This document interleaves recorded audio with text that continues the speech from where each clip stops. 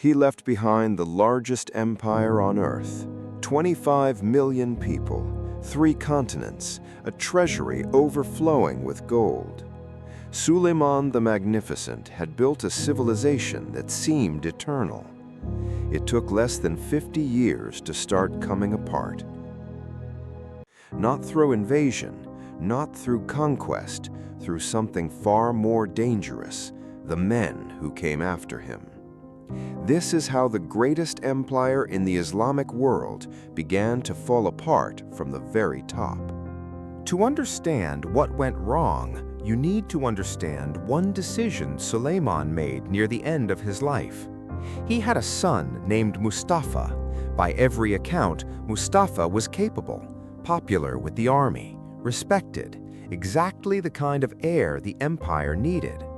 But Suleiman's wife, Sultan, wanted her own son on the throne instead. Hurrem had an extraordinary story of her own. Taken as a slave from what is now Ukraine, she rose through the imperial harem to become Suleiman's legal wife, something almost unheard of for a woman of her origins. She was brilliant, politically ruthless, and she wanted her son Selim to inherit the empire, not her stepson Mustafa. Through years of court intrigue, Hurrem convinced Suleiman that Mustafa was plotting against him. In 1553, Suleiman summoned his own son to his military tent. Mustafa was strangled on his father's orders. The most capable son the Ottoman dynasty had produced in a generation was dead. When Suleiman died in 1666, the throne passed to Hurrem's son, Selim II. History remembers him by a different name, the Drunkard. Selim II had no interest in governing. He spent most of his time inside the imperial harem, drinking wine from a small gold cup, a habit so well known that when he became Sultan, one of his first acts was ordering the conquest of Cyprus, specifically for its vineyards. The actual governing of the empire fell to one man, Grand Vizier Suleiman Mehmed Pasha. For years, this single official ran the most powerful empire on earth, while the Sultan drank. It worked for a while, but a system in which the Sultan does not rule is one waiting to fail. Selim's conquest of Cyprus triggered something nobody in Constantinople expected. For the first time in over a century, the Christian powers of Europe united against the Ottomans. Spain, Venice, the Papal States, Genoa, the Knights of Malta. They formed the Holy League and assembled a fleet of over 200 ships. On October 7, 1571, the two fleets met in the Gulf of Patras near a place called Lepanto. The Ottoman navy had not lost a major battle in over a century. That record ended in 5 hours. The Holy League brought a new weapon, massive Venetian ships called galleasses, armed with heavy cannons, positioned in front of their fleet. The Ottoman galleys sailed directly into devastating cannon fire before close combat even began. Ali Pasha, the Ottoman commander, was killed. By the end of the day, the Ottoman fleet, the same navy that had dominated the Mediterranean for a century, was destroyed. Here is what makes Lepanto historically fascinating. The Ottomans rebuilt their fleet within a single year. Cyprus remained Ottoman territory. Militarily, the empire recovered almost immediately. But something else had changed, something that could not be rebuilt as easily as ships.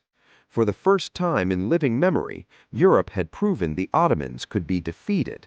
The myth of invincibility, built by Selim the Grim at Chaldiran, expanded by Suleiman at Mohacs, was broken. And the cracks were not just on the battlefield. After Selim II died in 1774, a pattern began that would define the Ottoman dynasty for the next century. Princes who had once been sent to govern provinces, learning taxation, military command, and diplomacy, the way Suleiman himself had, were now kept locked inside the palace harem, isolated, uneducated in governance, sometimes for their entire lives, until the day they were suddenly made Sultan.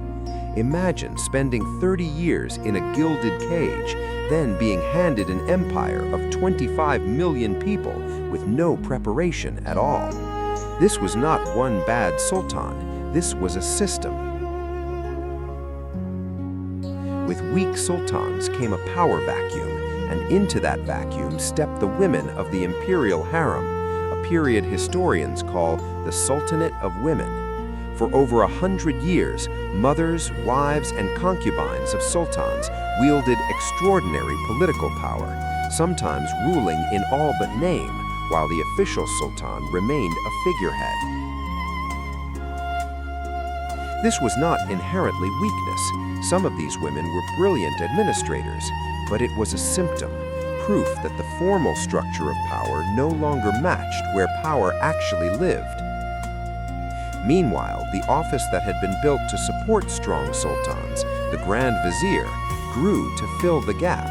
Suleiman Mehmed Pasha effectively ran the empire for over a decade. Capable Grand Viziers could hold things together, but the empire's stability now depended on the competence of an appointed official, not the legitimacy of the throne. That is a fragile foundation for governing 3 continents.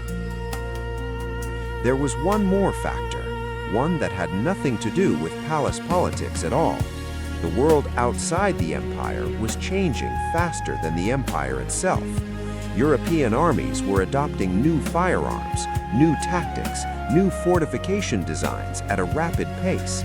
The same Ottoman cannons and Janissary muskets that shattered enemies at Chaldiran and Mohacs were now becoming outdated compared to European arsenals.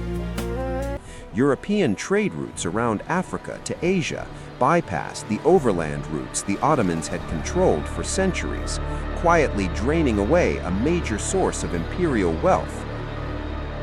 None of this was a single dramatic event. It was hundreds of small disadvantages accumulating year after year. So was it Hurrem's ambition?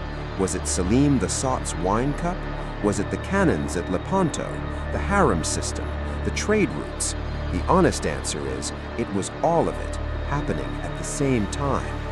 The empire that Selim the Grim forged in fire and Suleiman expanded to its absolute limits did not collapse in 1666. It would survive for another 350 years.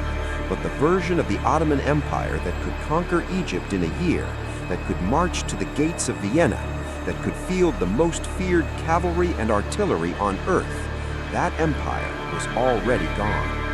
3 sultans, Selim the Grim, Suleiman the Magnificent, Selim the Sot, father, son, and grandson. Conquest, civilization, decline in 3 generations.